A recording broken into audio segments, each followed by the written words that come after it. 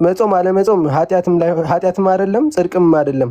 አንተ የምትጾመው ወደ እግዚአብሔር ለመቅረብ አንተ ከእግዚአብሔር ጋር ጥሩ ኮሚኒኬሽን እንዲኖርህ ነው እንጂ ለአንተ ጽድቅ የሚቆጠርልህ ከሆነ አንተ በስራ ትጸድቃለህ ማለት ነው። ከየት ቤተ እምነት ነው እንደሜ?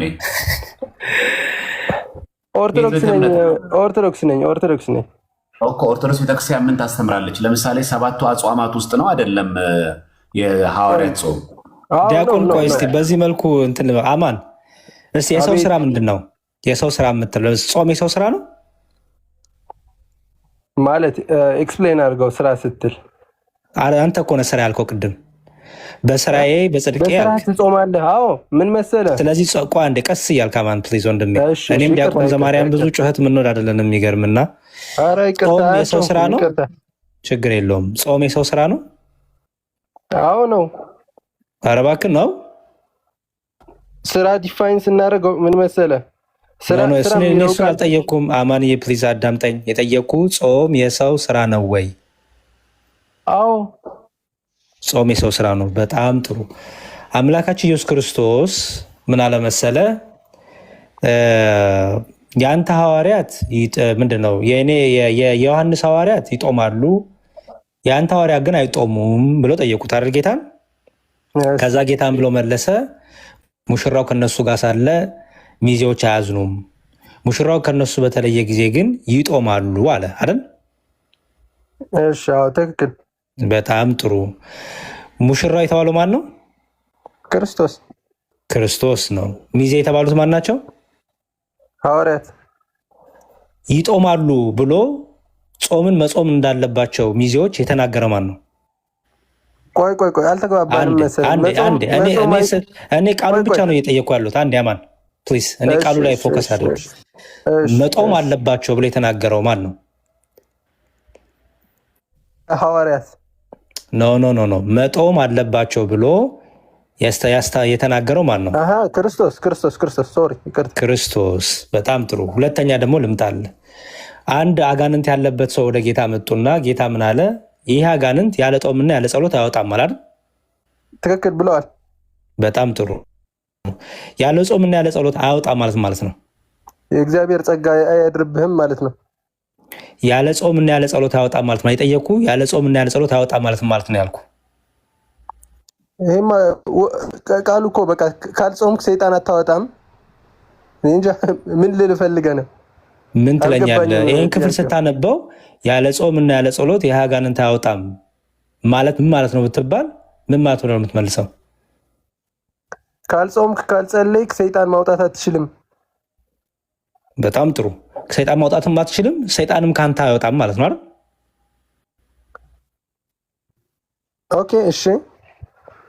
ኦኬ እሺ ሳይሆን በደንብ እያመንክበት ሂድ። ሰይጣንም ካንተ አያወጣም። አንዴ ስማኝ ሰምቻለሁ። ሰይጣንም ካንተ አያወጣም፣ ከሌላውም ሰው ማስወጣት አትችልም ማለት ነው አይደል?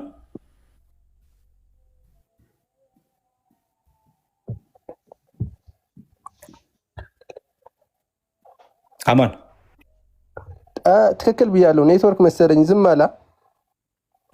ሰይጣንም ካንተ አያወጣም፣ ሰይጣንም አታስወጣም ከሌላ ሰው ማለት ነው።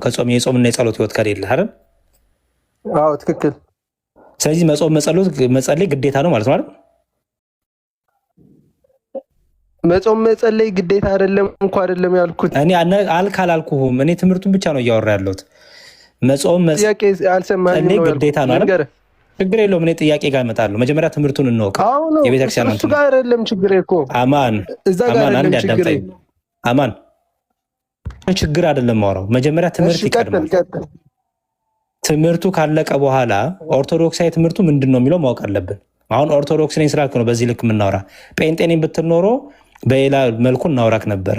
ኦርቶዶክስ ነኝ ስላልክ መጀመሪያ የኦርቶዶክስ ስለ ጾም ስለ ጸሎት ያላት ትምህርትና አቋም ከማን ምንጩ ማን እንደሆነ ለምንስ እንደሆነ ያን ነገር አጥብቃ የምትይዘው ለልጆቿ የግዴታ ጾምና የፈቃድ ጾም ብላ እንዳስቀመጠች እሱን ሁሉ መነሻውን እያሳየውክ ነው። በጣም ጥሩ። ስለዚህ ለክርስቲያኖች ጾም ጸሎት አጋንንትን የሚዋጉበት አጋንንትን የሚያወጡበት ኃይላቸው ብርታታቸው ግዴታቸው የሆነ ህይወት ነው አይደል? አዎ ነው። በጣም መልካም።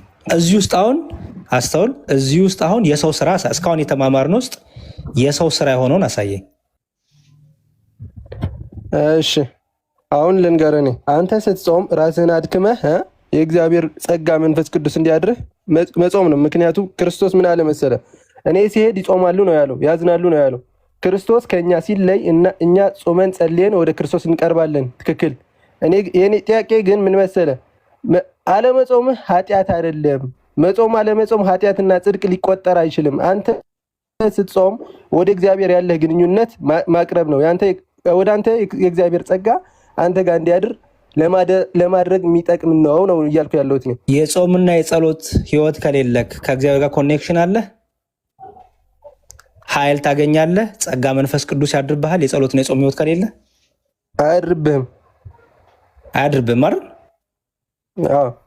በጣም ጥሩ። ስለዚህ ለክርስቲያን ግዴታው ነው ማለት ነው። ግዴታው ነው ሲባል ምን መሰለህ? በፍቃድ ወዶት አፍቅሮት የሚያደርገው ነገር ነው ማለት ነው።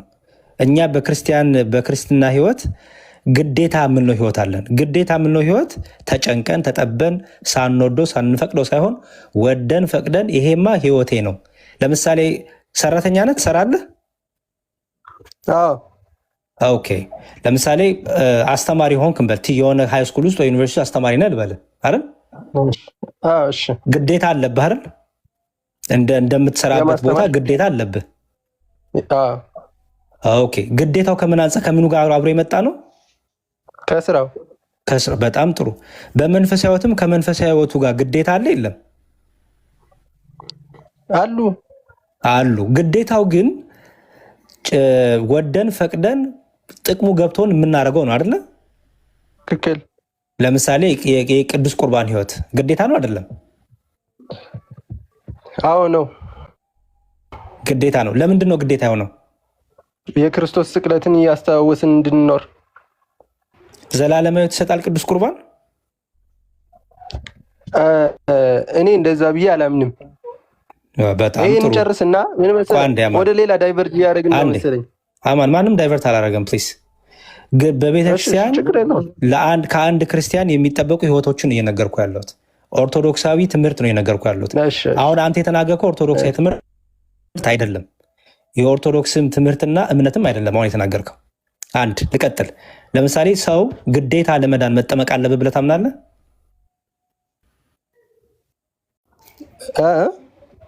አንድ ሰው የዘላለም ህይወትን ለማግኘት መጠመቅ ግዴታው ነው ብለህ ታምናለህ? አዎ ግዴታ ነው። መንፈስ ቅዱስ ማደር አለበት አንተ ጋር። ስለዚህ ጥምቀት ለድነት ነው ብለህ ታምናለህ? የስ አዎ። አምኖ ምን ነው የሚለው መጽሐፍ ቅዱስ? ያላመነ ያልተጠመቀ አይድንም እኮ ብሏል። እሱም አምናለሁ እኮ። አዎ። ስለዚህ እኮ አንድ ሰው ጥምቀት የሚጠመቀው ስርዓት ለመፈጸም ሳይሆን ለድነት ነው። አዎ መንፈስ ቅዱስ እንዲያድር ታደርጋለህ። ጥምቀት አዎ ትጠመቃለህ። ጥምቀት መንፈስ ቅዱስ አንተ ጋር እንዲያድር ጥምቀት ትጠመቃለህ። አዎ ትክክል። ትድናለህ። ሳትጠመቅ በእምነት ብቻ ትድናለህ? አይመስለኝም። ምን መሰለህ፣ እኔ ጀነራል የሆነ ነገር መናገር አልችልም። እኔ ማምነው በእኔ ማምነው አይሆንም ብያለሁ። በእኔ ብሎ ነገር የለም አማንዬ። ይኸውልህ አሁን ዲያቆን ዘማርያም ብትጠይቃቸው በእኔ ብሎ አይነግሩም። እኔንም ብትጠይቀኝ በእኔ አልልህም። በቤተ ክርስቲያኔ እምነትና ትምህርት መሰረት ብለን ነው የምመልስልህ። ምክንያቱም በኦርቶዶክስ ያስተምሮ እኔ የሚባል ነገር የለም። የእኔ መረዳት የእኔ እምነት የሚባል ነገር የለም። የቤተ ክርስቲያኔ እምነት የቤተ ክርስቲያኔ አስተምሮ ነው የኛ ኦርቶዶክሳዊ ትምህርት ማለት ነው። አንተ አሁን ከኦርቶዶክሳዊ ልመለስ፣ ችግር የለውም። ሜይ ቢ ያልገባ ያልተረዳኸው የቤተክርስቲያን ትምህርት ያልገባ ነገር ካለ እሱ እናግዝሃለን። ግን ኦርቶዶክስ ነኝ ብለህ ኦርቶዶክሳውያኑ ግዴታዎችን የአንድ ኦርቶዶክሳዊ የሆነ ክርስቲያን አማኝ ግዴታዎችን እኔ ግዴታ አይደለም እያልክ ስለሆነ እሱን እያጣራን ያለ ነው። ወደ እንትኑ ወደ ጾሙ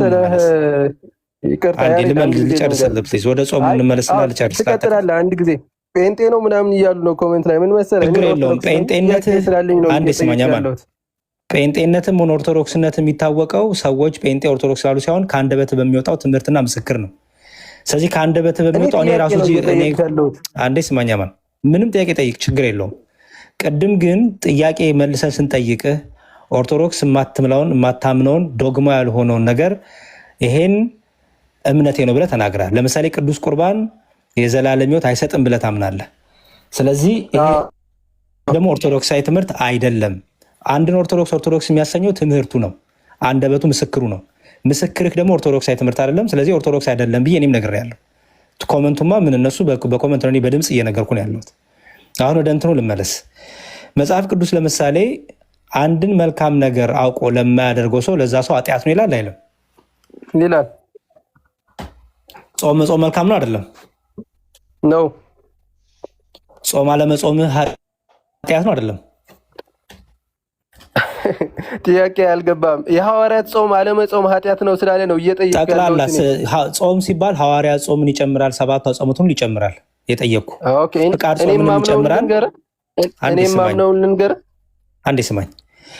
ጾም አዋጅ ጾምና እኮ ገና ነኝ። ቆይ አዋጅ ጾምና የፈቃድ ጾም የሚለውን ታምንበታለህ ትምህርቱን? በጣም ጥሩ። እሺ የአዋጅ ጾምና የፈቃድ ጾም ልዩነቱ ምንድን ነው? የፈቃድ ጾም አንተ ራስህ ፈቅደህ ጊዜህን አዘጋጅተህ የምትጾመው ጾም ነው። አንተ ወደ ክርስቶስ ራስህ የምትቀርብበት ነው። የአዋጅ ጾምስ? የአዋጅ ጾም ኮሌክቲቭ ጾም ነው። ሁላችንም አብረን የምንጾመው ጾም ነው። የትኛው ነው ግዴታና የትኛው ነው በፈቃድ ላይ የተመሰረተው? ኦኬ እኔ ብዬ ላውራ። ምን መሰለህ፣ እኔ ብለህ እንዳታውራ አማን ፕሊዝ፣ እኔ ብለህ እንዳታወራ። ኦርቶዶክስ ነኝ ስላልክ እኔ ብለህ እንዳታወራ። ኦርቶዶክስ ነኝ ስላልክ ኦርቶዶክሳዊ አስተምሮ ይሄ ነው ብለህ ንገረኝ። የማታውቀው ከሆነ የማትቀበለው ከሆነ ኦርቶዶክሳዊ ትምህርት እኔ አልቀበልም ብለህ ጀምርና እናውራ እኔ ብለህ። በተረፈ ግን ኦርቶዶክስ ነኝ ስላልክ በቃ አልጀምርልህ። ቆይ አንድ ጊዜ ምን መሰለህ፣ እኔ አብዛኛው ይሄ የክርስቲያን ዲኖሚኔሽን ያሉ ክርስቲያኖች የምቀበላቸው አንዳንድ ነገሮች አላቸው፣ አንዳንድ ነገሮች ማልቀበላቸው ነገሮች አሉ። ገብቶሃል? በቃ አማን እንደዚህ እናደርግ። ላስቁም ነው አማን ላስቁም። ለምሳሌ ዲያቆን ዘማርያም እና እኔን ብትጠይቀን የምቀበለው አለ ከሌላ ቤተ እምነት የማልቀበለው አለ አንልም። እኛ አንደኛ ቤተ እምነታችን ኦርቶዶክሳዊት ቤተክርስቲያን ነው፣ ሌላ ቤተ እምነት የለንም።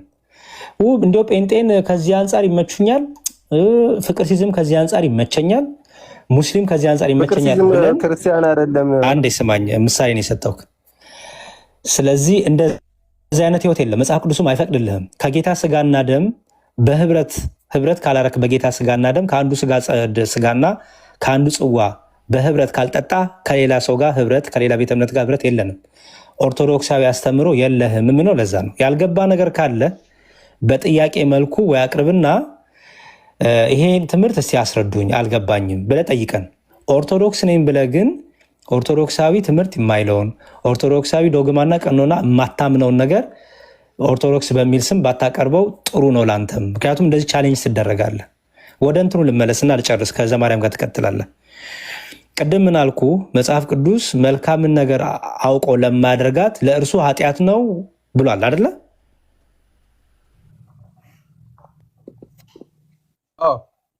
በጣም ጥሩ። መልካምን ነገር አለማድረግ ኃጢአት ነው ወይስ አይደለም?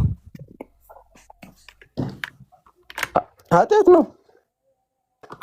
በጣም ጥሩ። ጾም መልካም ነገር ነው አይደለም? ነው። ጾም አለመጾም ኃጢአት ነው አይደለም?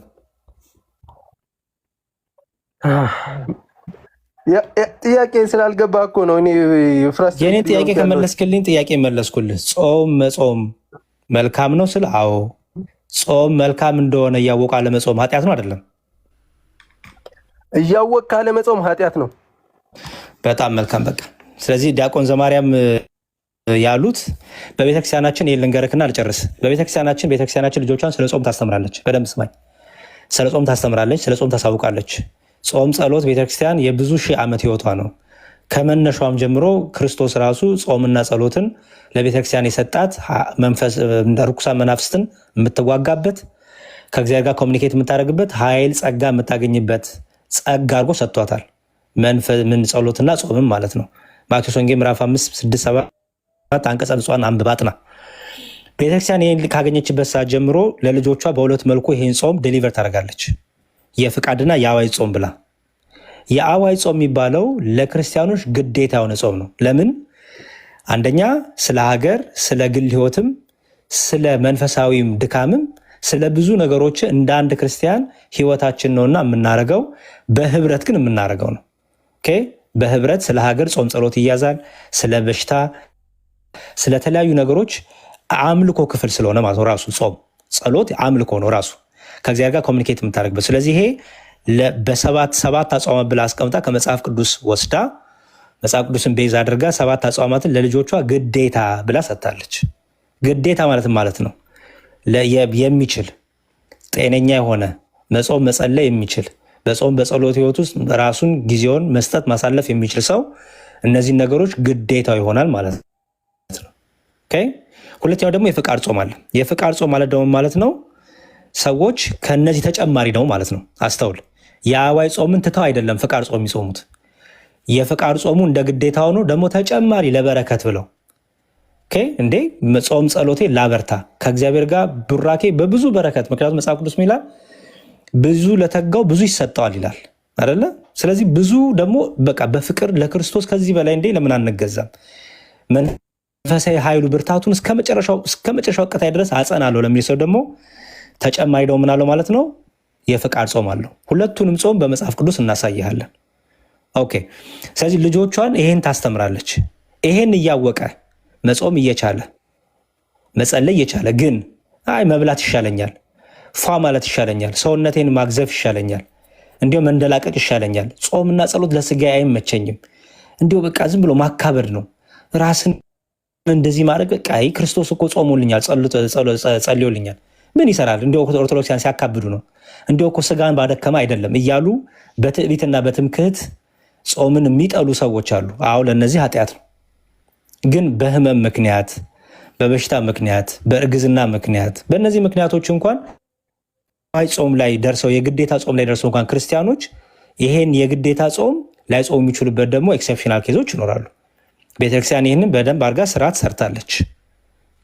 ስለዚህ ዲያቆን የሐዋርያትን ጾም የማይጾም ሰው አለመጾም ኃጢአት ነው ሲሉ ምን ማለት እንደሆነ አንደኛ የቤተክርስቲያን ልጅ ስለሆኑ በደንብ ያውቁታል። ሰሚዎቹም የቤተክርስቲያን ልጆች ስለሆኑ በደንብ ያውቁታል።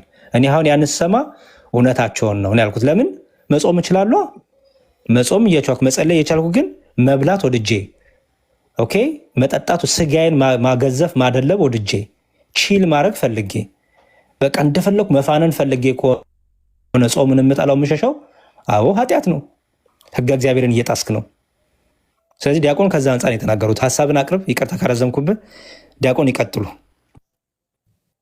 እሺ አማን ኢትዮጵያ ውስጥ ነው ያለው አይደል? አዎ ነኝ። የሰንበት ተማሪ ነህ ወይስ ምዕመን ነህ? የሰንበት ተማሪ ነበርኩ። የት ነበር የምትማሪ ነበር ሰንበት ቤት? ማጨው ትግራይ።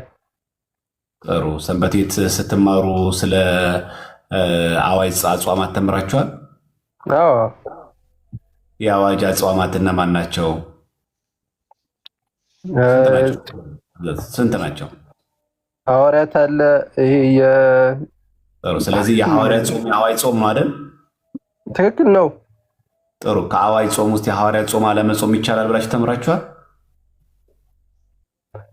ኃጢአት ነው ብዬ ግን አላምንም። አንተ አለመጾምህ ግን እንዴት ኃጢአት ይቆጠርብሃል? አማን ቆይ፣ አንተን ስለ አንተ እምነት አልጠየቅኩም። እኔ አንተ የምታምነው ሳይሆን የተማርክበትን ሰንበት ቤት ነው እየጠየቅኩ ያለሁት። ተረጋጋ። ቆይ አሁን ስሜታ የሆነ አትመልስና ስትመልስ ረጋ ብለህ ምናልባት ቶንህ ከሆነ ድምፁ ደግሞ ሆት ሆነ ቶኑን ቀንሰውና ረጋ ብለህ መልስልኝ። አንተ ሰንበት ቤት በምትማርበት ጾመ ሐዋርያትን አለመጾም ችግር የለውም ብለህ ተምረሃል? ኃጢአት አይደለም ብለህ ተምረሃል? አልተማርንም። ጥሩ። አንተ ከየት መጣ ይሄን ምልከታ? እኔ ባለፈው ሳነብ አንደኛ ቆሮንቶስ ላይ 8:8 ያለውን አንብብልኝ። እዛ ጋር ምን ይላል መሰለህ? ምግብ ለእኛ ድህነት መብላታችን አለመብላታችንም የምናተርፈው ነገር የለም ሚል አለ።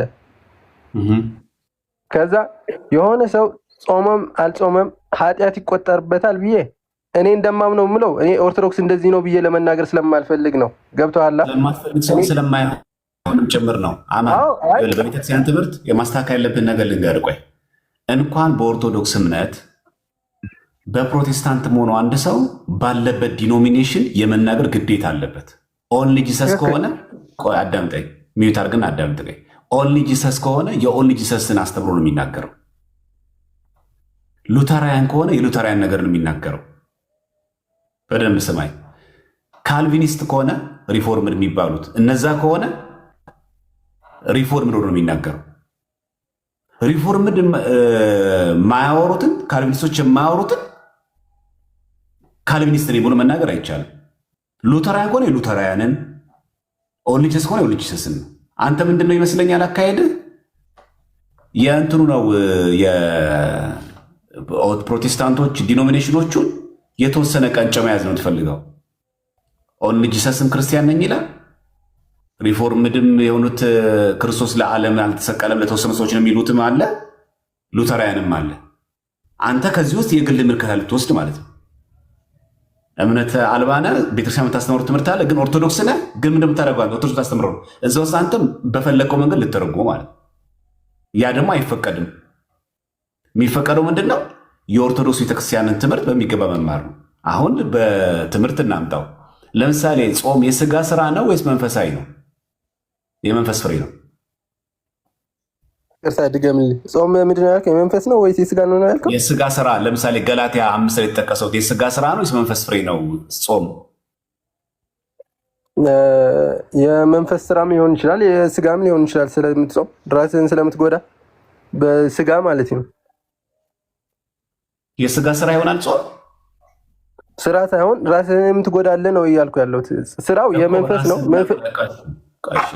ላስነበብ ትንሽ አይ ቲንክ በንባብ የተሻለ ይመስለኛል። በመጽሐፍ ቅዱስ እያነበብን ያው ለማዳን ነው። እሺ አንተ ለመርዳት እየሞከርን አይ ቲንክ ይመስለኛል። እንትኑም የተሐድሶ መናፍቃን ጋርም የተገናኘ ይመስለኛል። አይ ቲንክ ኤኒሃው ስለምናውቀው በትግራይ ክልል አሁን ያለው ጉዳይ ስላለ አይ ቲንክ ለዛ ነው።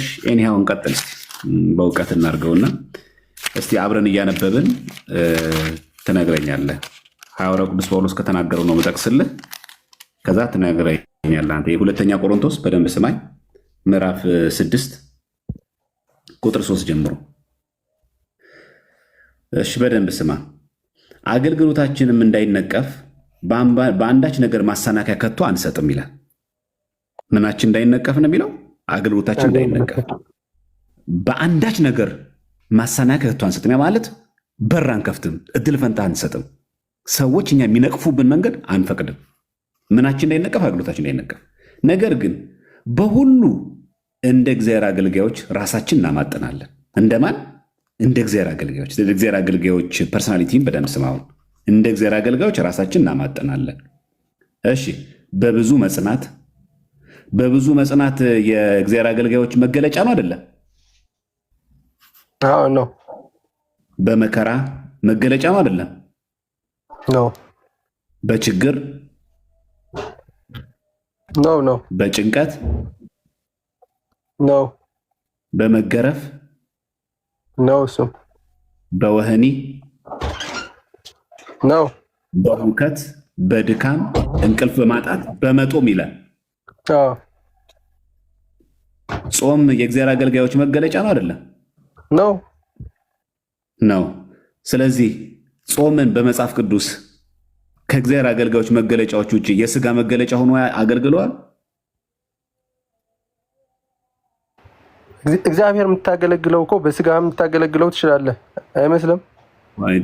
አይመስልህም አለ። በመምሰል ሳይሆን አሁን እያወራሁ ያለሁት አሁን እዚህ ጋር ሐዋርያ ቅዱስ ጳውሎስ መንፈሳዊ ፍሬዎችን እየዘረዘረልን ነው። በመጦም፣ በንጽህና፣ በእውቀት፣ በትዕግስት። እዚህ ጋር አሁን መዘሞት የለም፣ መጨፈር የለም፣ መደነስ የለም፣ የስጋ ስራ እዚህ ውስጥ የለም፣ ዘፋኝነት የለም፣ እርኩሰት የለም።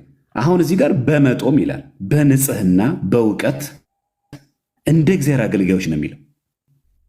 አሁን አንድ የእግዚአብሔር አገልጋይ እነዚህ ሁሉ መንፈሳዊ ፍሬዎች አሉበት። ጽናት አለው፣ ተጋድሎ አለው። ያለው ይሄ ሁሉ ያለው ጦም አሁን የስጋ ስራ ቢሆን ኖሮ ጳውሎስ እዚህ ጋር ያስገባል? አያስገባም። ስለዚህ ወንድሜ እንኳን በአዋጅ የተነገረው ጾም ይቅርና አሁን የፈለግኩት ነጥብ እዚህ ጋር ያለው እንኳን የአዋጅ ጾም ይቅርና ከአዋጅ ጾምን ባሻገር ነው። አየህ፣ ከአዋጅ ጾምን ባሻገር ሰው በግሉ በደንብ ስማኝ፣ በግሉ ሰው ጾም ይጾማል። ለምን?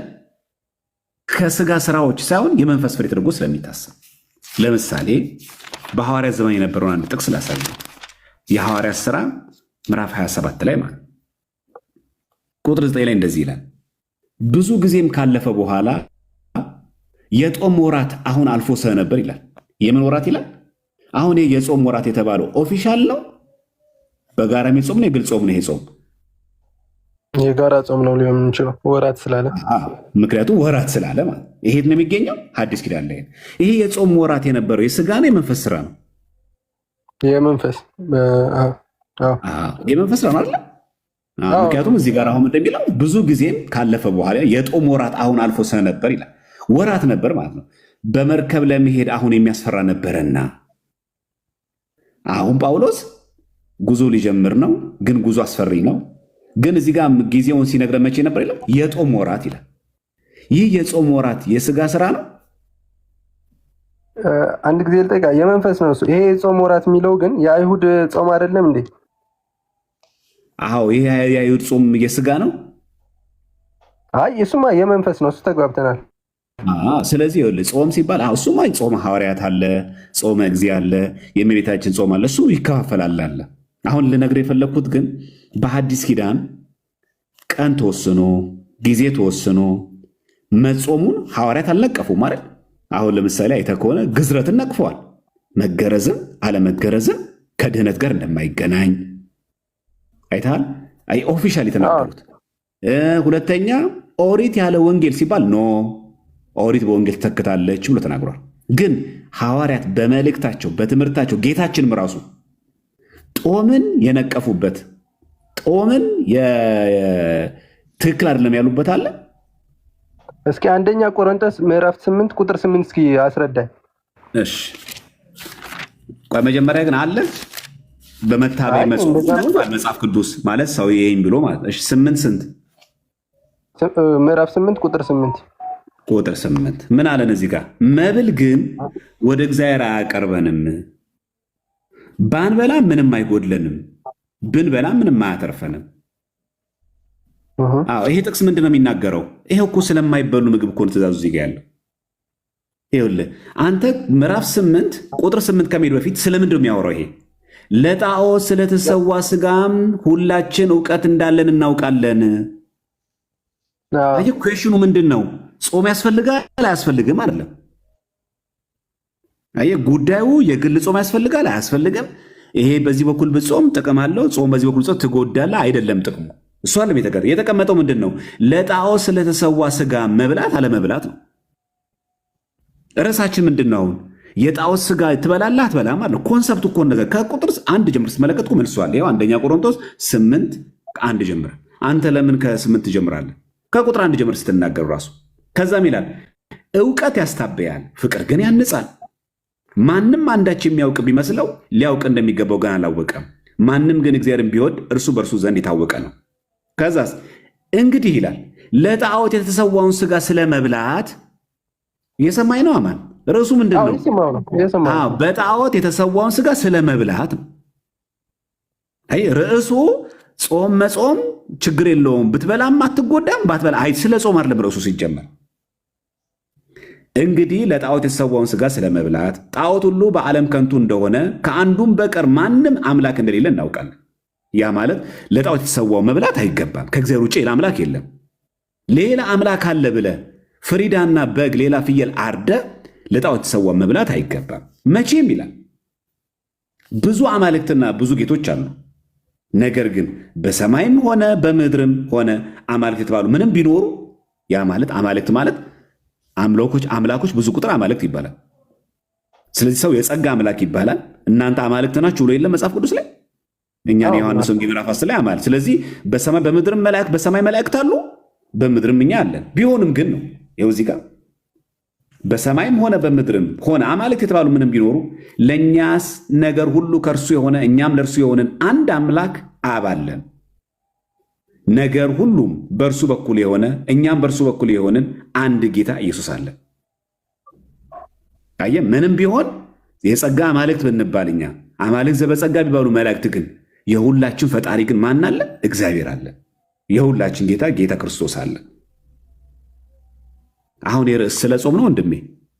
አሁን እስካሁን ባየ ስለዚህ ከአውዱ ጋር የሚገናኘ ስለዚህ ምን አለን እዚህ ጋር ለጣዖት የተሰዋውን ሰዎች ቢበሉ ምን ችግር አለው? ምን ያመጣል?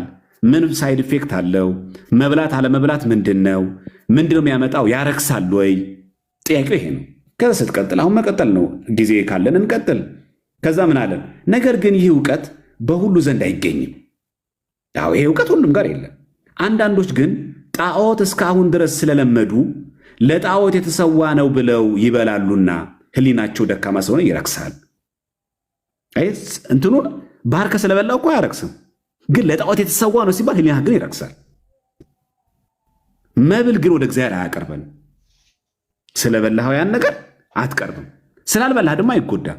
ዳሩ ግን እዚህ ጋር ላይ ዳሩ ግን ይህ መብታችሁ ለደካሞች እንቅፋት እንዳይሆንባችሁ ተጠንቀቁ።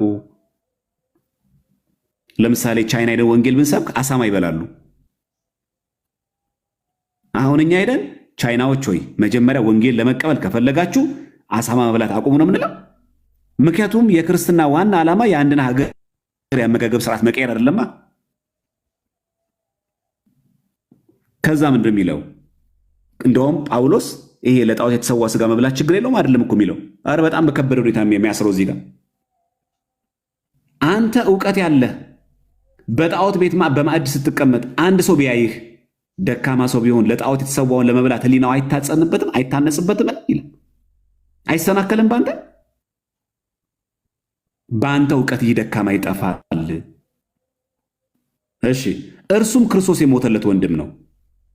እንዲሁም ወንድሞችን እየበደላችሁ ደካማም የሆነውን ህሊናቸውን እያቆሰላችሁ ክርስቶስን ትበድላላችሁ። አየህ፣ ማሰናከል አይቻልም። እንኳን አሳማ ቀርቶ ነው። ይቀጥልና ሲያከብረው ስለዚህም ይላል መብል ወንድሜን የሚያሰናክለው ከሆነ ወንድሜን እንዳላሰናክለው ለዘላለም ከቶ ስጋ አልበላም። ለመቼ? ለዘላለም። እንኳን ለጣዖት የተሰዋ ይቅርና የከብት ስጋ ስበላ የተፈቀደልኝን እኮ ነው። የፍየል ስጋ ስበላ የሚያሰናክለኝ ከሆነ ለዘላለም ከቶ ስጋ አልበላም። አለቀ ምዕራፉ። እዚህ ጋር ስለ ጾም ሽታውም የለም። ኮንሰፕቱም ርዕሱም የተነሳው ጳውሎስ ምኑ ጋር ነው? ለጣዖት የተሰዋውን መብላት አለመብላት ያረክሳል አያረክስም፣ ሌሎች ሰዎችን ያሰናክላል አያሰናክልም ነው ካነሳው ርዕስ ጋር። አሁን ልቀጥልልህ። ከዛ እሺ፣ አሁን ለምሳሌ ቻይና ሀገር ሂደህ ለምሳሌ አንተ ራስህ ያነሳው ማለት ነው። መጀመሪያ አማን ወደ ቻይና ከመሄድ በፊት መጀመሪያ ይሄ ጥቅስ ተተማ አይደለም ያንተ እሱ ላይ ነኝ። ትክክል ጠዋት ነው እሱ። ልቀጥልልኝ ነው። ቆይ አማን እየታመን ሂድ። ቆይ መጀመሪያ ይሄንን ጥቅስ አሁን ለጾም መጥቀስ ስህተት ነው አይደለም? አይደለም ስህተት ነው ማለት ነው። አይ ይሄንን ጥቅስ ማለት ነው ችግር የለውም። ይሄንን ጥቅስ ለጾም መጥቀስ ስህተት ነው አይደለም? ነው ቀይስ ይሄንን አርም ነው። አሁን ቀጥል፣ ጥያቄ ጠይቀኛ። ኦኬ ከዚህ ይሄ ቀጥለህ ያነበብከው ለምሳሌ ሂደህ ስጋ የሚበሉ ካልቸር ያላቸው ሰዎች ሂደህ ስጋ አትብሉ ማለት አትችልም። ስለዚህ የእነሱ ካልቸር ስጋ መብላት ከሆነ ክርስቶስን ተቀብለው ባይጾሙ ኃጢአት ይቆጠርባቸዋል። ይሄ እኮ ስለ ጾም አለ የሚናገረው። ይሄ እኮ ስለሚበላውና ስለማይበላው እኮ ነው። አልገባህም ማለት ነው አማን። አሁን ቅድም ጠቀስኩት ልጅ ቻይናዎች ባይጾሙ ችግር የለውም አላልኩም። ግን የአሳማ ስጋ እየበሉ ግን የሚኖሩ ከሆነ ከጾም ውጭ በሆነ ቀናት ልክኛ የከብት ስጋ እንደምንበላው ልክኛ የበሬ ስጋ እንደበላው ባህላቸው ቢሆን እንደኛ የከብት እኛ የምንበላቸውን እንስሳቶች ብቻ ብሉ ብለን አንልም ነው። ጾም አለመጾም መብታቸው እኮ አይደለም። አይ አለመጾም አይደለም ያወራሁልህ እኔ። መብሉ ግን በእኛ ሀገር አሳማ ስጋ አይበላም፣ ርኩስ ነው ነው እያልኩ ያሉት። ሰውን ያረክሳል። ያ ማለት ከህሊና አንጻር ስጋ ወር ለሚያረክሰው። ሁለተኛ ነገር ደግሞ ሰው ይሰናከላል። ሐዋርያ ቅዱስ ጳውሎስ ምን አለ? በአንተ እውቀት ደካሞችን ታሰናክላለህ። አንድ እንጂ በሐዲስ ኪዳን የሚያረክስ ነገር ሆኖ አይደለም። ስለዚህ ቻይናዎች ጋር ስንሄድ ያልኩ አመጋገባቸው እንዲቀይሩ አናረግም ነው እንጂ ያልኩት ጾም ባይጾሙ ችግር የለውም አላልኩም። ሁለቱ ነጥብ ገብተዋል። መጀመሪያ ጾም ባይጾሙ ችግር የለውም አላልኩም። አይተሃል? የጾም ስለ ጾም አይደለም የሚያወራው መብሉ ላይ ግን ነው። እዚህ ጋር የጳውሎስ የተናገረው በአንተ እውቀት ይህ ደካማ ይጠፋል። የጠፋው ለምንድን ነው? ጣዖት ቤት ቁጭ ብለህ ለጣዖት የተሰዋውን ስጋ በላ። እንዴት እንደዚህ ይበላል ብሎ ተሰናከለ ሰው። ለምንድን በነገራችን ላይ ሐዋርያት በትእዛዝ ራሱ በሐዋርያ ስራ ላይ ለጣዖት የተሰዋውን እንዳንበላ ያደረጉ። ስጋው እኮ ረክሶ እኮ አለ። በሬ እንኳን ቢሆን የተፈቀደ እኮ ነው። ፍየል እንኳን ቢሆን ለጣዖት የተሰዋ አይበላም። ለምን? ጣዖቱን እንደ ሰርቲፋይ እንደማድረግ ነው። ምክንያቱም የተሰዋው ለጣዖት ነው። ያንን ስትበላው ጣዖቱን እንደማምለክ አድርጎ ስለሚቆጠር ነው። ለዛ የቀረበ ነው በሬው። ስጋውን አንተ በላኸው እንጂ ደሙ መስዋዕትነቱ የቀረበው ለማን ነው? ለጣዖቱ ነበር። ስለዚህ ለጣዖት የተሰዋውን ስትበላው ጣዖት አምልኮትነትን ሰርቲፋይ ያደረክ ማለት ነው።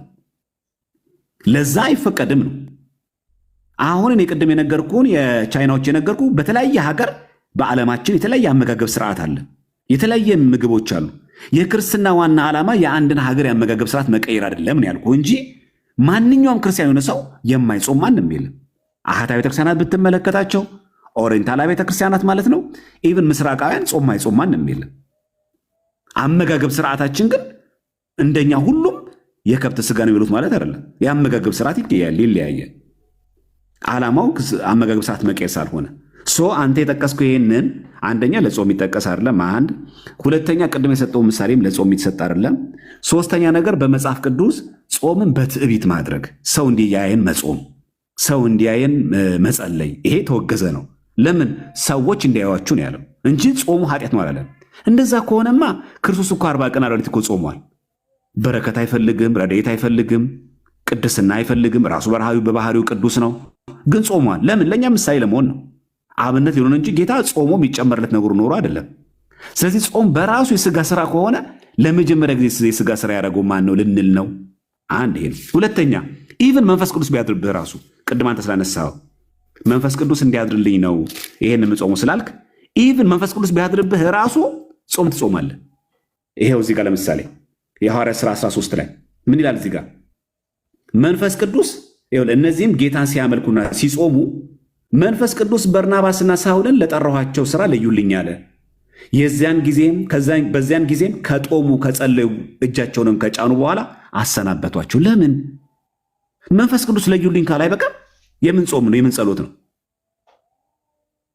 አየህ፣ አሁን እዚህ ጋር ራሱ መንፈስ ቅዱስ ማንና ማን ለየን? ለተለየ ዓላማ በርናባስና ሳውልን ለጳውሎስን ለዩልን አለ። ሳውልን ለይልኝ ካለ በኋላ ለጠራኋቸው ሥራ ለዩልኝ አለ። ምን አሉ? ከዛ በዚያን ጊዜም ከጦሙ ከጸለዩ እጃቸውንም ከጫኑባቸው በኋላ አሰናበቷቸው። ጾመ ሐዋርያት ማለት ይሄ ነው። ሐዋርያት መንፈስ ቅዱስን ከወረደላቸው በኋላ በበዓለ ጰራቅሊጦስ እስከ ሐምሌ 5 ድረስ ያለው ጾሙን ይባላል ጾመ ሐዋርያት። ሐዋርያት ወደ ሀገረ ስብከታቸው ከመሄዳቸው ፊት ጾመዋል። ይሄ ነው መነሻችን። ተለይተው እንኳን በቃ መንፈስ ቅዱስ መርጦኛል፣ መንፈስ ቅዱስ አድሮብኛል፣ ከዚህ በኋላ ምን ያስፈልገኛል? ሄጄ ልስበክ አሉ። ከጾሙ ከጸለዩ በኋላ እነሱ እንኳን እንደዚህ ሆነው እንኳን ሐዋርያት መንፈስ ቅዱስ እንደዚህ በግልጽ ለተለየ ዓላማ ፈልጓቸው መርጧቸው አድሮባቸው እንኳን ከጾሙ ከጸለዩ እኔ እናንተ ደግሞ አስበው በሐዋርያትና በነቢያት መሰረት ላይ ከታነጽን እኔ እናንተ መጾምና መጸለይ ግዴታችን ይሆናል ማለት ነው። ስለዚህ እዚህ ጋር ራሱ ከጾሙ ከጸለዩ በኋላ ይላል እንጂ አይጾሙ ችግር የለውም መንፈስ ቅዱስ እኮ እንዲያድርብህ ነው እኮ የሚፈልገው፣ ሌላ ካደረብህ ምን ያደርጋል አልተባሉ። ጾመዋል። እዚህ ጋር ጳውሎስም ቅድም እንዳለው ጾመዋል። እና በራሳችን እናማጥናለን እንደ እግዚአብሔር አገልጋዮች ብሎ አንዱ ስራ የነበረው ምንድነው? መጾም ነበር። እና ወንድሜ ቅድም የጠቀስከው ጥቅስ ከጾም ጋር የሚገናኝ አይደለም። አንድ ሁለተኛ በተቻለ መጠን እንደኔ የሚለው ነገር አስወጣ ከውስጥ። ኦርቶዶክሳዊ ትምህርት እንደኔ ብሎ አያስተምርም። ክልክል ነው እንደኔ ብሎ መናገር። ምንድነው የምናደርገው እኛ? መጽሐፍ ቅዱስ የሚናገረውን የቤተክርስቲያን መምህራንን አባቶች የሚያስተምሩንን የቀደምት አባቶች ያስቀመጡልንን በቅዱስ ትውፊት መሰረት የተሰጠንን መቀበል ብቻ ነው።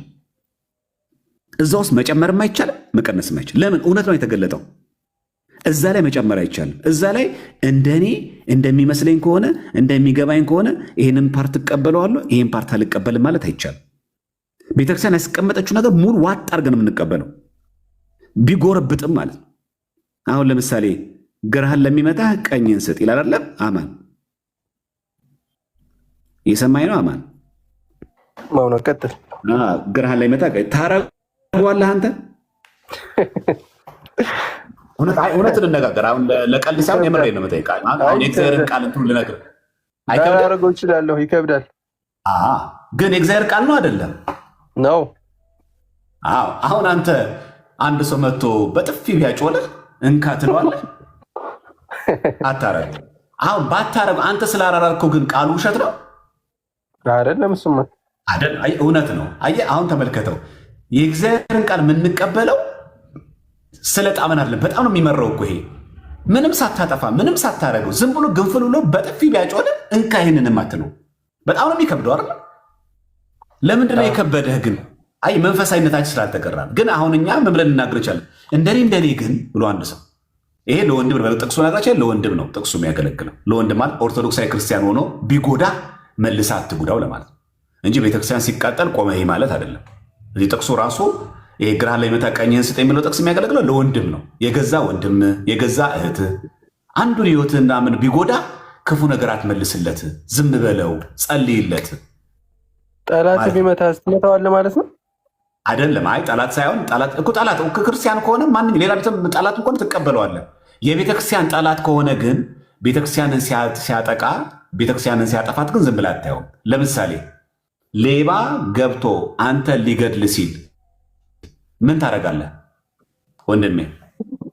አሁን ትራይት ሴቭ ማይሰልፍ እንዴ ራሴን አተርፋለሁ። ክርስትና ኃጢአት ነው ራስን መከላከል አይደለም። አያም ስለዚህ ቢመታ ማለት ለምሳሌ ቢሰድብህ ውጭ መንገድ ላይ ቢያንቋሽሽ ምናምን እሱ ማለፍ አለብህ። ግን ያ ሌባ አጥርህን ዘሎ መጥቷል ሲሆን ዕቃህን ዘርፎ ከተከላከልከው ገድሎ አጥቅቶ መውሰድ ነው የሚፈልገው። ስለዚህ ይሄ ሰው እንደ የገባን ሰው አይ ክርስትና ነው ጠላቶቻችን እኮ ወደዱ ይላል ብለህ እንካ ያንንም ቴሌቪዥን ይህንም ሶፋ እንዳትረሳው አትልም። አየህ። ስለዚህ ምኑ ጋር ነው አየህ፣ ጥቅሱ ማየት ያለብን ይሄ ነው። እዚህ ጋር ራስን መከላከል ኃጢአት ነው አይደለም። አንድ ግን ነገር ግን በጎዳኞቻችን በስራ ባልደረቦቻችን ብንጠቃ ብንጎዳ ግን ክፉን በክፉ አንመልስም። እኔ ዋና የፈለጉት ነጥብ ምንድን ነው እዚህ ጋር አሁን የሁሉ ምሳሌ የሚሰጥ ለምንድን ነው ክፉን በክፉ አትመልሱ የሚለው ጥቅስ ቢከብደንም ግን እንተገብረዋለን። ቢከብድም ቃሉ ማለት አንድ። ሁለተኛ የሚወደኝ ቢኖር ራሱን ይካድ መስቀሉ ተሸክሞ ይከተለኝ ስለሚል ራስን ክዶ በስተቀ መሸከም በጣም ነው የሚከብደው። ራስን መካድ ማለት ራስን በቃ ለክርስቶስ አሳልፎ መስጠት በጣም ከባድ ነው። ጥቅሱ ቀላል ይመስላል ግን መተግበር መጀመሪያ ወንድሜ እንደ ግሌ ከሚለው ነገር ውጣ። ምናልባት የምትውላቸው ምናልባት የምታነባቸው መጽሐፍቶች ለዚህ ነገር ዳርጎ ከሆነ ይሄ የመዳንህ ምክንያት ይሁን።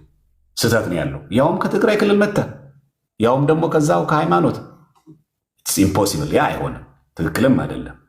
ያ አንተ እንደውም ተሽለህ በድቁና በክህነቱ በርትተህ አገልግለህ ሌሎች የሚሳሳቱ ሰዎችን ጭምር በማዳን ደረጃ እዛ ደረጃ ላይ መድረስ አለብህ እንጂ አሁን ደግሞ በዘመነ ቲክቶክ በጣም ሰው በሰለጠነበት የፕሮቴስታንት አስተምሮ እርስ በርሱ ፍርክስክስ በወጣ በዚህ ወቅትማ እንደኔ ብለን ማሰብ ከጀመርንማ በጣም ትልቅ እንትን ያመጣል። ስለዚህ እንደ ቦታው እንደሚመጠነን ቦታ ነው። ከሃይማኖት ቦታ ላይ ከመጣን የሃይማኖት ሰዎች ሆነን ተገኝተን ባለንበት ቦታ ላይ ስፔሻላይዝ ማድረግ አለብን። እንደውም ተሽለ ተገኝተ እንደኛ እንደ ወንድሞች ዕቅበተ እምነት እየሰራ የበለጠ ሌሎች ወንድሞችን ማዳን ትችልበት። ኢቨን በትግርኛ ጭምር እየሰበክ ሰዎችን ማዳን ትችልበት። ሰምተዋል። በሰሞኑን ሰሜን ለኢየሱስ ተብሎ ብዙ የመናፍቃን የታድሶ ናፍቃን እንቅስቃሴ እንዳለ ታውቃለህ፣ ሰምተሃል። ይሄ ሁሉ ባለበት አንተ እውነተኛውን ትምህርት ልክ እንዳሁኑ ገልጦ መጽሐፍ ቅዱስን በሚገባ መማማርና ማስረዳት የሚገባው ከአንተ ነው። ስለዚህ አንተ ለሌሎቹ ለመዳናቸው ምክንያት መሆን አለብህ እንጂ አንተ እንደኔ ማለት ከጀመር ከዛ ካይመጣ ከባድ ነው። አይመጣውም። ገብቷል? በአራዳ ቋንቋ አይመጣም። ከትግራይ ከማይጨው ይሄ አይመጣም። ያዲ የሚጨምረው ነገር ካለ አይ መልካም። ቅድም እኔ ትንሽ ጫን ያልኩ አማንዬ ለመሰለ አንደኛ በዛውም ኦርቶዶክሳዊውን እንትን እንድታየው ስለፈለኩ፣ ሁለታ ደግሞ እዚህ ሚዲያ ላይ ኦርቶዶክስ ነን እያሉ የሚያጨረብሩ ብዙ ሰዎች ሞልተዋል። እንዳትፈርድብን ወንድሞቻችን እህቶቻችን መጠበቅ ስላለብን ነው። ኦርቶዶክስ ነኝ ዲያቆን ነበሩ ቄስ ነበሩ መሪጌታ አገል ይባላሉ እያሉ ኦርቶዶክስ ነን ይላሉ። ግን ኦርቶዶክስ የማትለውን ነገር እየተናገሩ ሌላ ቡድን የሚጫወቱ ስትራፖ የማያዛቸው ክለቦች አሉ። ቢሮጡ ለዚህም ቡድን የሚጫወቱ ማለት ነው። እና ቤተክርስቲያኗን ማጥፋት ማጠርሸት የሚፈልጉ ስላሉ እዚህ ሚዲያ ላይ እዚህ ደግሞ ቤት ስንከፍት አናቅህም። ዛሬ ገና ያገኘንህ እኛንም ያወቀን ዛሬ ነው። እኔና ዲያቆን ዘማሪያም እንታወቃለን፣ ሰውም ያቀናል እዚህ ላይ። አንተን ግን አናቅህም። ስለዚህ ከዛ አንጻር ሲጫና ርግ ያዝኩ ኃላፊነት ስላለብን አሁን አንዳችን ለአንዳችን በስልክ ብንደዋወል ችግር የለውም። ይሄ ግን ኦልሞስት ወደ 800 ሰው እያየው ነው። እና ቤተክርስቲያንን መጠበቅ ስላለብን ልክ አንተ ወንድማችን እንደጠበቅን ሌሎቹንም መጠበቅ ስላለብን ማለት ነው። ከዛ አንጻር ነውና ቅድም ትንሽ ጫን ብዬ ከሆነ በመጀመሪያ ይቅርታ ለማለት ፈልጋለሁ። ሁለተኛ ግን ስለ ቅዱስ ቁርባን ያነሳውን ነገር እሱ ላይ እንመለስ። ቅዱስ ቁርባን በጣም ኢምፖርታንት ትምህርት ዶግማችን ስለሆነ ቅዱስ ቁርባን የዘላለም ሕይወት አይሰጥም፣ እውነተኛ የጌታ ስጋና ደም ነው ብዬ አላምንም ብለሃል። ለሱ ያልክበት ምክንያት ምንድነው? መጽሐፍ ቅዱስ አስተምሮ እሱ ላይ ስቲያዲያ ሀሳብ ስጠንና እኛም ኦርቶዶክሳዊን ትምህርት ደግሞ እንነጋገራለን። እግዚአብሔር በረዳል።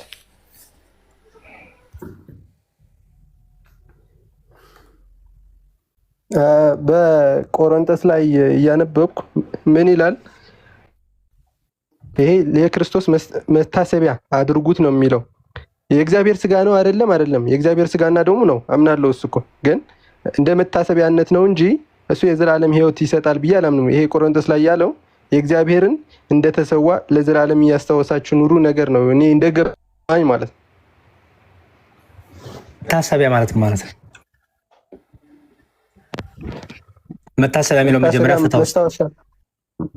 መታሰቢያ ሲባል ለምሳሌ አንተ ልደትህን መታሰቢያ ታደርጋለህ አይደለ?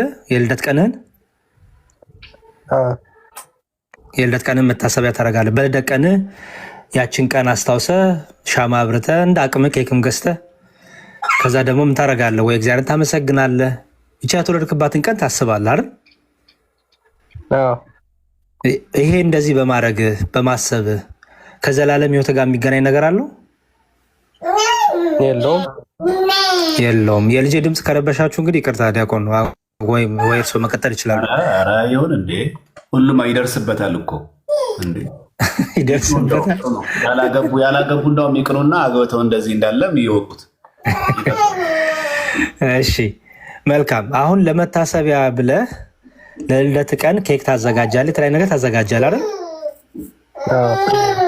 እሱ ምድራዊ ምግብ ነው፣ ምድራዊ መጠጥ ነው። ብትበላው በቃ ምንም ለሰውነት እንዲያው አንዳንዱ በሽታ ያመጣብሃል እንጂ ከዘላለም ሕይወት ጋር አይገናኝም አይደለ? ከጸጋ መንፈስ ቅዱስ ጋር ከጸጋ እግዚአብሔር ጋር አይገናኝም አይደል? አይገናኝም።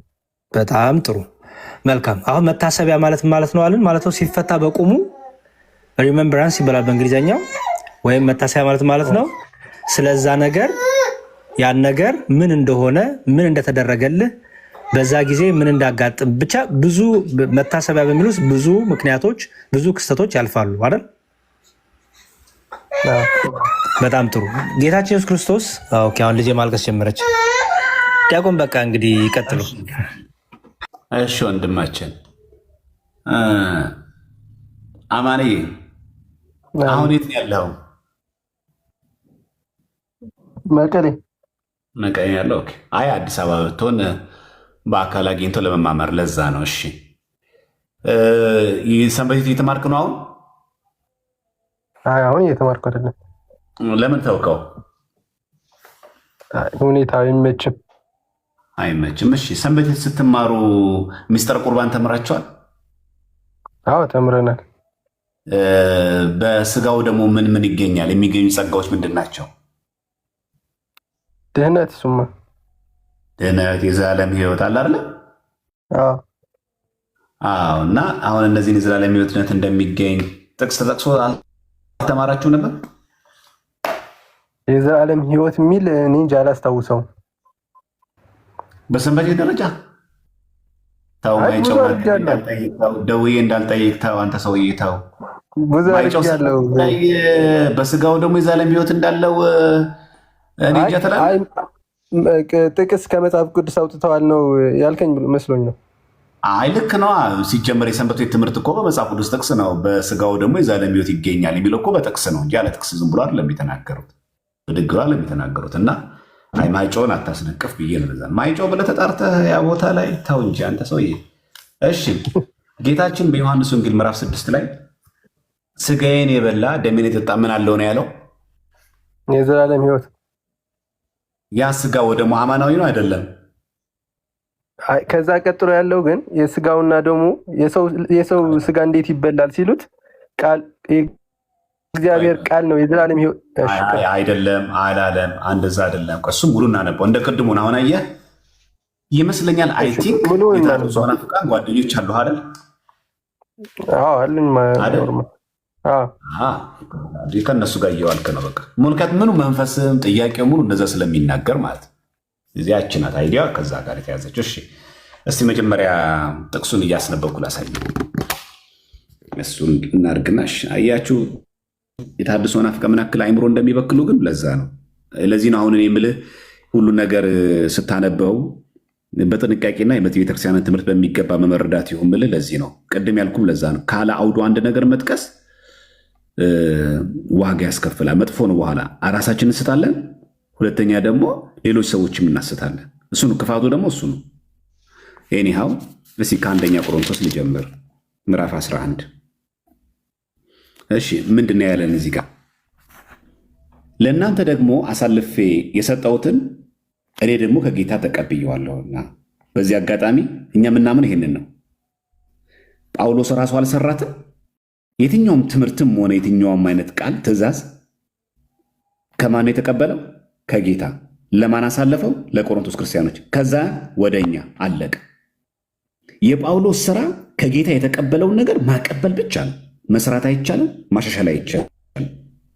ዘሴሚስትሩ እኛ የምናደርገው ምንድን ነው?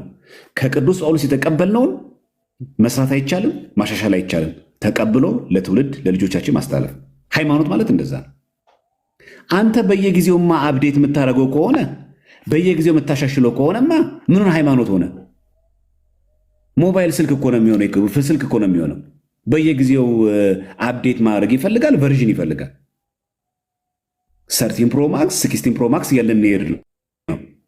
ይሄ ሃይማኖት እንደዛ ደግሞ አሳልፎ የሰጠሁትን ነው የሚለው። ለእናንተ አሳልፎ የሰጠነ ከጌታ የተቀበለውን ነው የተቀበልኩትን ነው ካለ በኋላ ጌታ ኢየሱስ አልፎ በተሰጠበት በዚያች ወራት ሌሊት እንጀራን አንስቶ አመሰገነ፣ ቆርሶም እንካችሁ ብሉ፣ ይህ ስለ እናንተ የሚሆን ስጋዬ ነው፣ ይህን ለመታሰቢያ አድርጉታል። ምን ማለት መታሰቢያ ማለት? ሞቴን ትንሣኤን ትናገራላችኋል። ውን ግን ይሄ ዛለሚት አሰጥም ያለን ነው አይደለም። እንደዚሁም ይላል ከራት በኋላ አላለቀማ ቁጥሩ።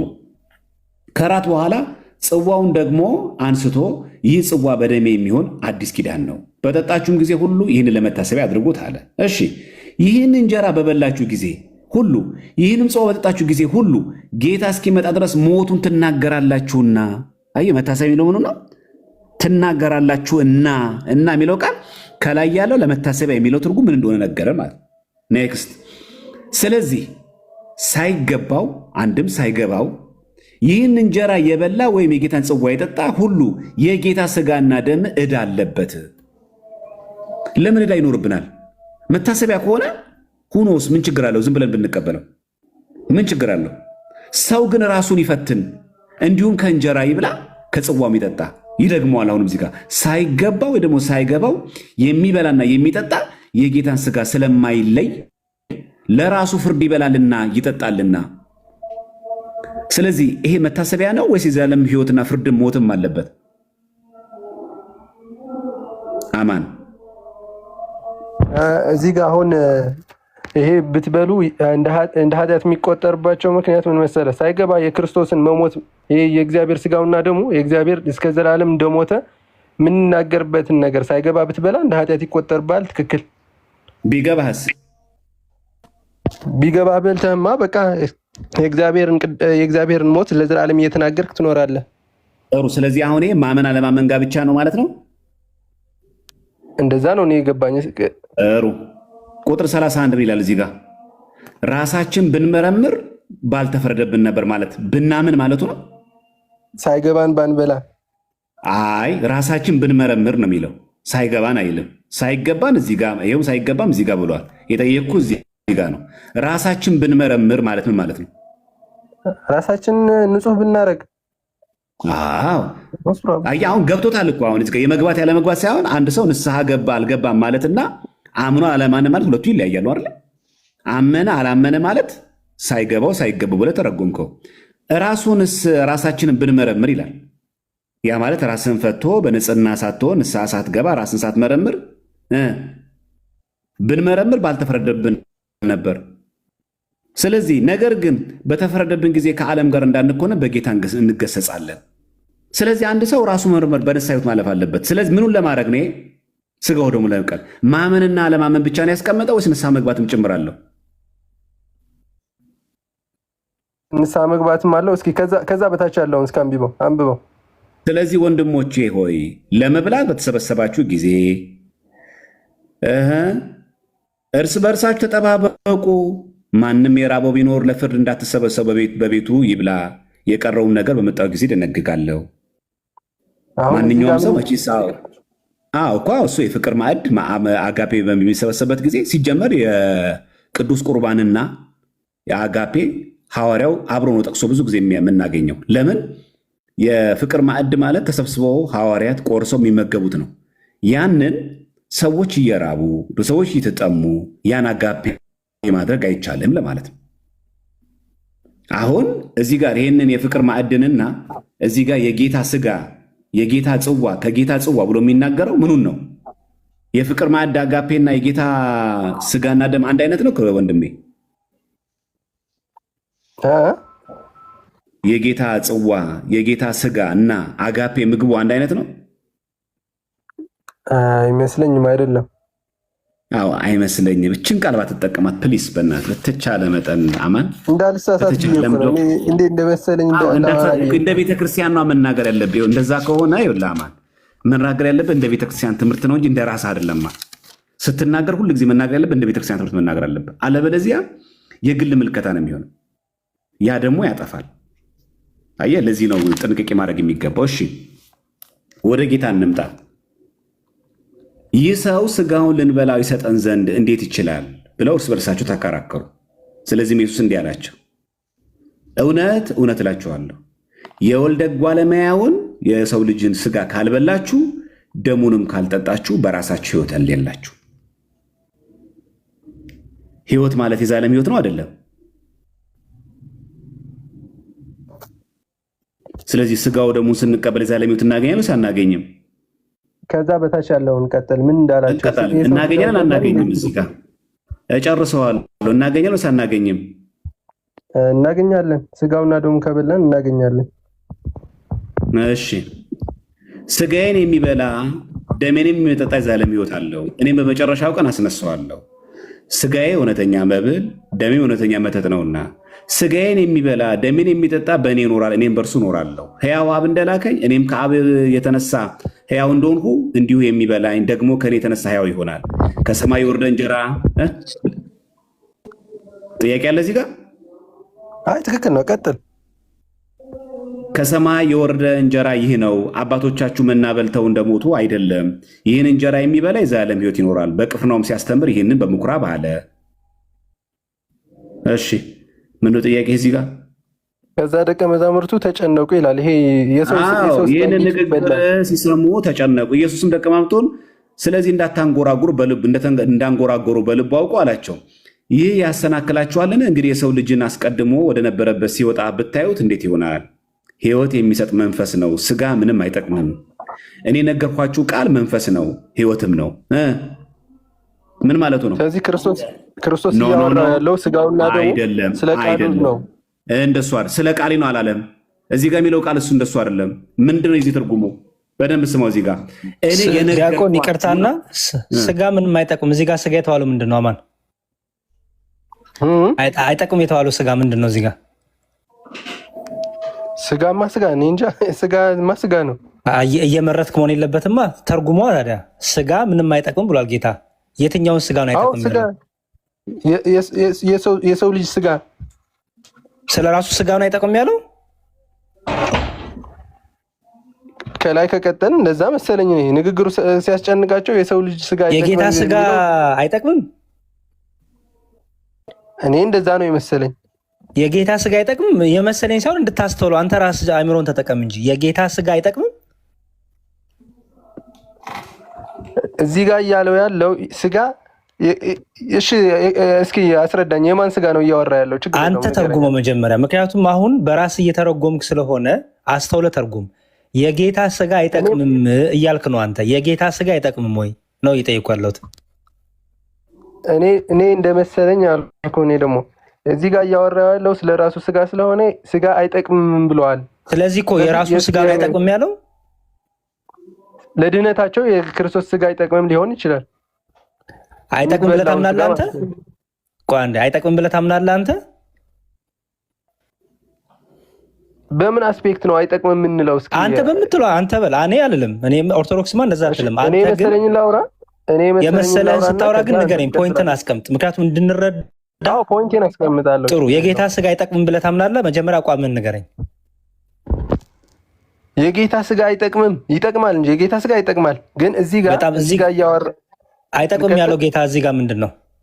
ስለ ድህነታችን ብሉ የተባለው ስጋውና ደግሞ ይሄ ስጋ አይደለም የክርስቶስ ስጋ አይጠቅምም አይደለም ድህነትን ልቀጥል አንድ ጊዜ እያቆራረጥከኝ ሐሳብ እየተቆራረጠ ነው። ሶሪ እሺ እዚህ ጋር እያወራው ያለው እነሱ ሲጨነቁ የሰው ልጅ ስጋ እንዴት ይበላል ብለው ሲጨነቁ ምንድነው ያለው?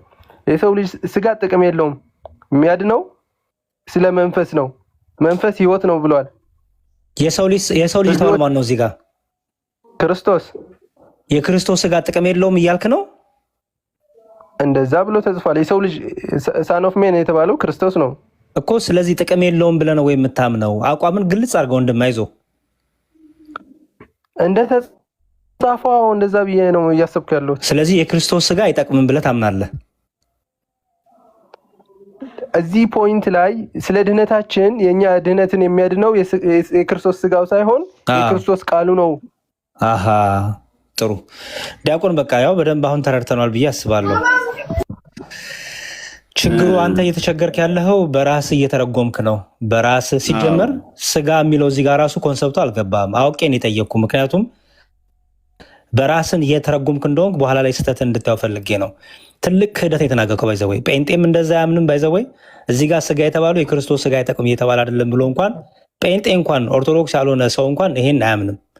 ሰው በራስ መተርጎም ብዙ ክህደት ውስጥ እየከተተክ ነው ወንድም አለም። እና አሁን ትርጉም በደንብ ረጋ ብለህ ከአውዱ አንጻር እንዴት ጌታ ምን እያለ እንደሆነ አስተውለህ ስማ። ዲያቆን ይቀጥሉ። እኔ ለዚህ መድኃኒት ኢዮብ ስለሆነ አይቋራ ኢዮብ አለ እንደዛ በደንብ አድርጎ እንትን ስላለ ኢዮብ እንኳን ደህና መጣ። እንኳን ደህና ቆያችሁኝ። እንዴት አላችሁ? እግዚአብሔር ይመስገን። ኢዮብ ሰምተዋል አይደለ? አዎ አሁን የዮሐንስ ላይ ምንም አይጠቅምም የሚለው የጌታ ስጋ ነው ሲል ሰምቼ እንደ ስላስገረመኝ ነው የገባሁት ራሱ። እስቲ አናግረው እስቲ ኢዮባ ትንሽ እስቲ ሄድበት እስቲ ትንሽ አይ ቲንክ ይመስለኛል ከእንትኖች ጋር እየዋለ መሰለኝ ከታድሶች ጋር ለዛ ይመስለኛል አይ ቲንክ እንጂ ሰንበት ተማሪ ነበረ ጎበዝ ማይጨው ላይ ይማር ነበር።